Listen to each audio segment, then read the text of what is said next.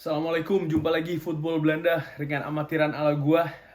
Gue mau ngomongin soal update terbaru soal transfer.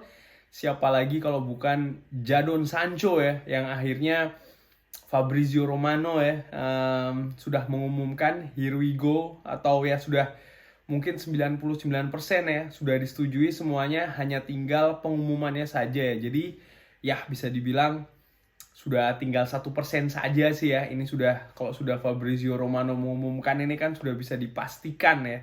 Dan ketika dia sudah bilang here we go, artinya ya sudah, here we go. Jadon Sancho akhirnya datang ke Manchester United ya, setelah ya musim lalu paling tidak ya dramanya, juga musim ini, awal-awal musim ini, akhir musim lalu sampai dengan menuju awal musim depan ya. Kendati pun masih ada Piala Eropa, tapi tetap saja beritanya ya kita sudah menunggu nih mungkin lebih dari setahun ya, berita tentang Jadon Sancho ini ya akhirnya disepakati nih ya. Harga masih simpang siur, cuman kalau gua ambil rata-rata ada di angka 90 juta ya kurang lebih, euro atau pounds. Masih simpang siur beritanya. Yang jelas Jadon Sancho ini termasuk 3 pemain termahal ya, bersama dengan Harry Maguire dan juga Paul Pogba yang ada di Manchester United ya. Dan Paul Pogba sudah mengucapkan selamat kalau tidak salah ya, selamat datang. Ini menarik juga ya, karena kan Paul Pogba ini sedang dalam proses negosiasi perpanjangan kontrak ya. Ya kalau sudah seperti ini sih feeling gue besar kemungkinan Paul Pogba ini akan bertahan di Manchester United ya. Balik lagi ke Jadon Sancho. Tentu saja Jadon Sancho ini merupakan rekrutan terbaik ya, salah satu rekrutan bagus bagi Manchester United. Kita ketahui Jadon Sancho ini kan posisinya natural itu di gelandang kanan ya.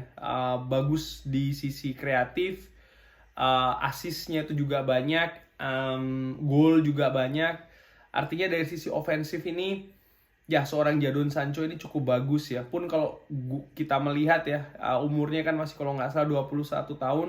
Walaupun ini sih salah satu faktor yang menurut gua, ringan amatiran ala gua ya, agak sedikit salah satu faktor yang bikin gua ragu. Kenapa ya? Karena dia masih muda ya. Pressure, masih dalam development, mungkin pengalaman belum banyak. Hal-hal seperti ini yang sebenarnya agak gua ragukan ya. Karena apa? Tentu saja ketika masih dalam periode berkembang seperti ini, sangat-sangat pelatih itu sangat berpengaruh. Kalau dapat pelatih yang bagus, yang tepat, maka tentu akan semakin bisa berkembang ya. Pun juga pemain itu sendiri ya, bagaimana lingkungannya, bagaimana motivasi dia, bagaimana kedisiplinan dia, ini juga sangat berpengaruh ya. Contoh Cristiano Ronaldo datang ke Manchester United dalam usia yang sangat muda, dapat pelatih yang tepat, yang pas, Sir Alex Ferguson, yang mampu menempa ya, dan membentuk pribadi karakter Cristiano Ronaldo sendiri, yang walaupun secara natural ya, alami, dia juga sudah sebenarnya memiliki ya katakanlah kedisiplinan dan lain-lain yang akhirnya membantu seorang Cristiano Ronaldo ini dalam perkembangannya di Manchester United, bahkan di tim-tim selanjutnya ya, Real Madrid, Juventus, Portugal dan lain-lain, dan yang kita lihat menjadi Cristiano Ronaldo yang seperti saat ini ya. Gua harapkan sih Jadon Sancho juga kurang lebih akan seperti itu ya, karena kita kan juga punya pengalaman, ada beberapa pemain muda yang pemain bagus digadang-gadang datang ke Manchester United, lalu ya katakanlah tidak jadi seperti apa yang diharapkan ya. Pun juga terjadi di klub-klub lain ya, tim-tim lain yang mendatangkan pemain-pemain bintang, utamanya muda, lalu ya layu katakanlah sebelum berkembang ya. Gua secara pribadi tentu saja sebagai fansnya Manchester United berharap ini tidak terjadi ya. Ada satu alasan kuat yang mungkin bisa gua ajukan, dan gua harapkan faktor ini yang akan bisa menjaga Jadon Sancho. Apa itu? Ya, bahwa Jadon Sancho datang ini kan ke Manchester United atas rekomendasi dan kemauan langsung dari Ole Gunnar Solskjaer ya. Dan konon inilah kenapa manajemen itu tetap ngotot, tetap berusaha keras untuk bisa mendatangkan seorang Jadon Sancho yang akhirnya mampu terpenuhi musim ini ya, untuk menuju musim depan. Kendati pun kita tahu saganya ya atau dramanya ini kan cukup panjang, bahkan dari musim lalu ya. Gua lihat di sini juga ada faktor Murtoh ya, di mana Murtoh ini kan sekarang lebih mengambil alih peran ya memberikan analisa data, termasuk juga untuk hal transfer ya. Memang keputusan masih gongnya itu katakanlah masih di tangan Ed Woodward, tapi Ed Woodward sekarang punya apa katakanlah ya partner katakanlah untuk membuat keputusan ini, dan menurut gua Murtoh ini yang jauh lebih mengerti tentang sepak bola dibanding Ed Woodward. Perannya besar ya, karena kan ya begitulah proses untuk mendatangkan pemain di bursa transfer ya, tidak melulu manajer yang menentukan yang kedatangan ya, karena memang ya manajer memang dia memberikan notes, tapi yang menentukan itu tetap manajemen. Dan Murtoh ini kan katakanlah dia inilah jembatan antara manajer dan juga manajemen ya, dan menurut gua masukannya dia inilah yang membuat manajemen akhirnya ya berani mendatangkan seorang Jadon Sancho dengan harga yang menurut gua sih jujur ya, dengan amatiran lalu gua nih harga yang sangat mahal begitu ya. Bagaimana pengaruh nanti Jadon Sancho di Manchester United? Well, Jadon Sancho ini seperti gue bilang kan, posisi naturalnya nih posisi sayap kanan ya. Sementara Manchester United di depan atau di tengah ini kan ya khususnya sayap kanan ini kan punya banyak pilihan ya. Kalau gua ngelihat ini ada Daniel James bisa dimainkan di kanan pastinya. Siapa lagi ya? Mason Greenwood, Marcus Rashford. Belum lagi kalau kita ambil pemain-pemain muda ya kayak Elanga atau mungkin Suretire, Marcus Rashford, Anthony Martial. Pemain-pemain yang sejatinya sebenarnya bisa mengisi posisi yang ada Jadon Sancho-nya, tapi tetap Jadon Sancho ini adalah ya dia unik, dia punya karakteristik, dia punya skill yang tentunya beda ya. Dan pengaruh apa yang terjadi? Kalau gue sih ngeliat pengaruhnya tuh nanti ada di posisi striker ya. Nanti ada pemain yang menurut gue, contoh Mason Greenwood. Mason Greenwood ketika di youth Manchester United ya, Manchester United muda katakanlah, itu kan dia bermain posisi naturalnya sebagai striker sebenarnya. Dan menurut gua ada kemungkinan besar seorang Mason Greenwood ini akan kembali lagi sebagai seorang ujung tombak ya, pun juga katakanlah Marcus Rashford ya, jadi punya peluang untuk lebih dimainkan sebagai ya mungkin sebagai striker ya, walaupun juga bisa diisi sebagai sayap kiri ya.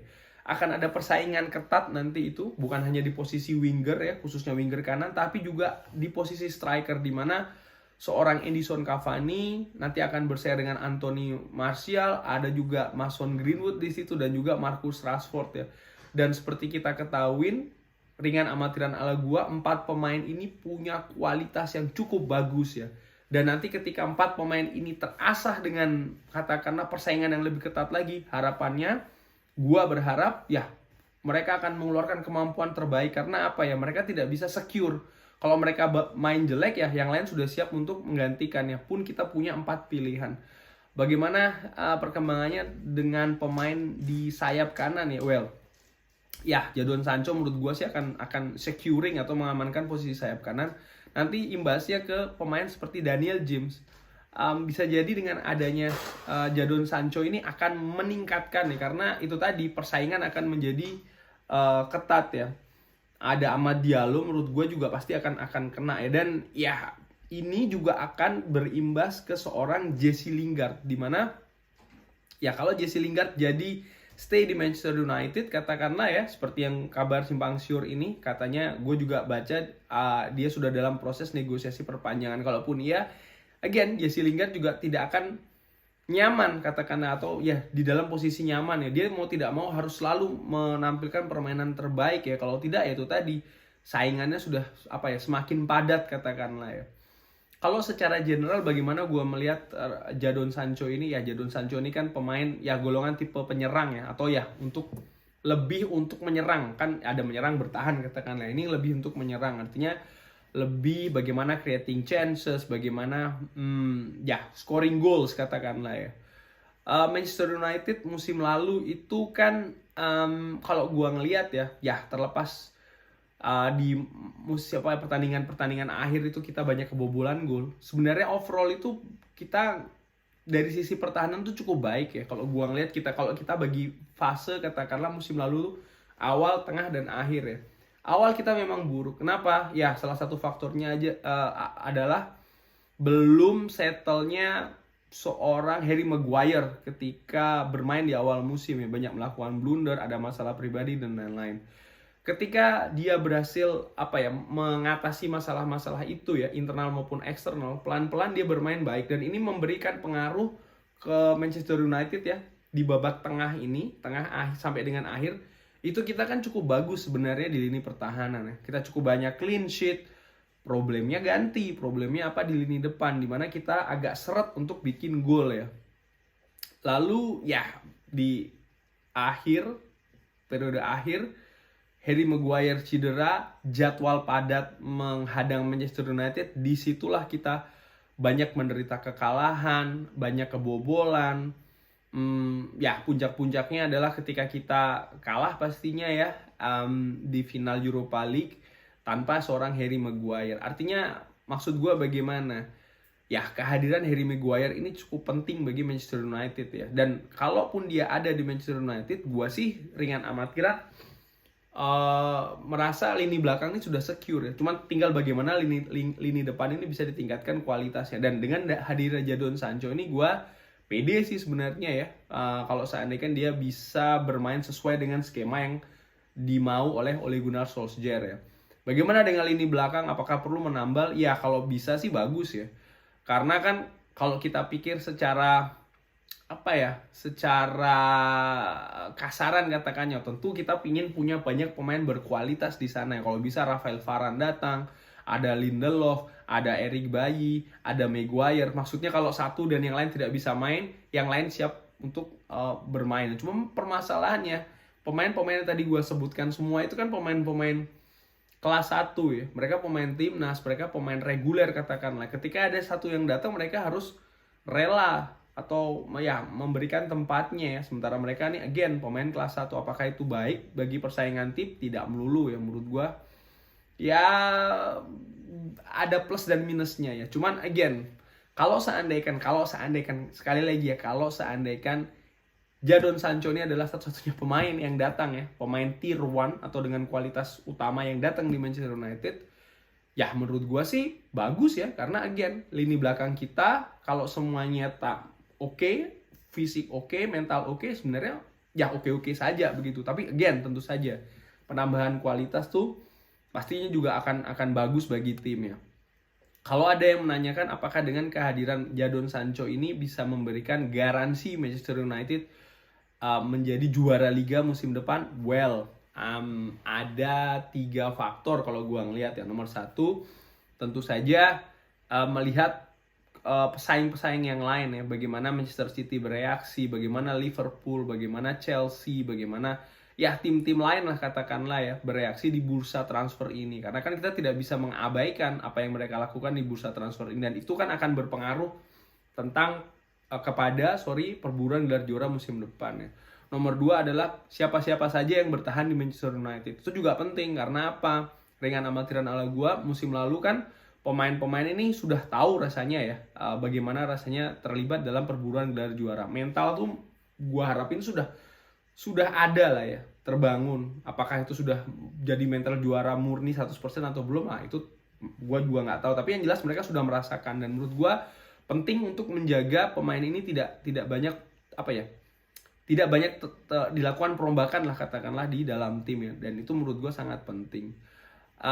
Lalu ketiga adalah yaitu tadi bagaimana pemain-pemain ini terdevelop ya, development pemain dari musim lalu ya. Tentu saja harapan normatif adalah pemain-pemain akan grafiknya seperti ini, tapi kan pada kenyataannya tidak semua pemain seperti ini ya. Mungkin ada yang kemarin itu musim lalu justru begini, sekarang udah begini. Ini bagaimana pelatih mampu menjaga tren pemain yang menurut gua sih musim lalu sudah oke ya, supaya tidak turun lagi. Dan menurut gua ya tiga faktor inilah ya yang akan lebih katakanlah menentukan Manchester United peluang untuk meraih gelar juara atau bersaing lebih ketat lagi untuk gelar juara musim depan, tentunya setelah kedatangan Jadon Sancho ya. Maksud gua bagaimana? Ya dengan datangnya Jadon Sancho ini tidak serta-merta menjamin sebenarnya Manchester United akan menjadi juara liga musim depan ya. Masih banyak faktor lah terlepas dari 3 tadi yang gue sebutkan. Kurang lebih seperti itu obrolan dengan mengenai update terbaru ya, kedatangan Jadon Sancho ke Manchester United akhirnya ya. Again, kesimpulannya nih suatu hal yang positif dan gue sangat-sangat tidak sabar untuk menantikan penampilan Jadon Sancho bersama Manchester United musim depan. Jangan lupa like, jangan lupa subscribe. See you in another video. Wassalamualaikum warahmatullahi wabarakatuh.